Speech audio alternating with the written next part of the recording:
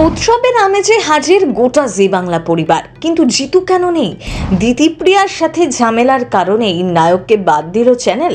বেছে বেছে জিতু কামালকেই বাদ দিল জি বাংলা। এই ভিডিও দেখেই ভক্তরা ভীষণ রেগে গিয়েছেন। জি বাংলার সিরিয়ালের সব জুটি যেখানেই রয়েছেন, জিতু নেই। এদিকে দিতিপ্রিয়া একা। কেন করা হলো এমন? জিতুকে কি তবে পছন্দ নয়? চ্যানেলের সাথে জিতুর সম্পর্ক খারাপ হচ্ছে দিন দিন। জি বাংলার প্রত্যেকটি ধারাবাহিকের নায়ক নায়িকারা উপস্থিত আছে এই ভিডিওতে। প্রত্যেকটি ধারাবাহিকের অভিনেতা অভিনেত্রীরা একসাথে হাত ধরে এসে নাচে গানে সুন্দরভাবে ভিডিওটি ফুটিয়ে তুলেছে।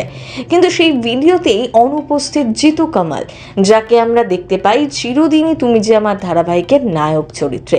ওই ভিডিওতে দিতিপ্রিয়াকে উপস্থিত থাকতে দেখা গেছে ঠিকই, কিন্তু জিতুকে দেখা যায়নি। সেই নিয়ে দর্শকের মনে শুরু হয়েছে প্রশ্ন, কেন জিতু নেই এই ভিডিওতে?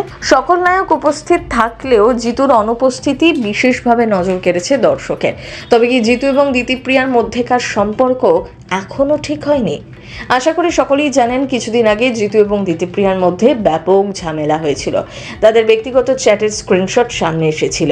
দিতিপ্রিয়া জিতুর বিরুদ্ধে অনেক গুরুতর অভিযোগ এনেছিলেন, কিন্তু জিতু নিজেকে নির্দোষ প্রমাণ করতে সেই চ্যাটের স্ক্রিনশট সকলের সামনে তুলে ধরেছিলেন। সেই নিয়েই অনেক জলঘোলা হয়। ওই ঘটনার পরে একে অপরের মুখ দেখা দেখি বন্ধ, এমনকি ধারাবাহিক বন্ধ হয়ে যাওয়ার কথা হচ্ছিল জিতু দিতিপ্রিয়ার।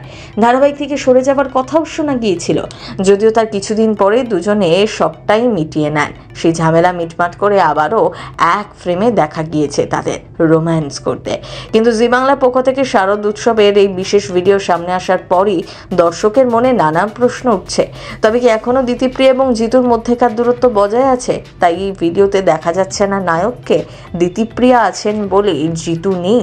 তবে কি চ্যানেলের সাথেও এবার নতুন করে বিবাদ শুরু হলো জিতু কামালের? শুধুমাত্র ধারাবাহিকের স্বার্থে গিয়ে একে অপরের সাথে শুটিং করছেন কেবলমাত্র, আর কোনো কিছুতেই একসাথে তাদের দেখা যাবে না। এই মুহূর্তে চিরদিনই তুমি যে আমার সিরিয়ালে জিতু দিতিপ্রিয়াকে বলে দিয়েছে মনের কথা।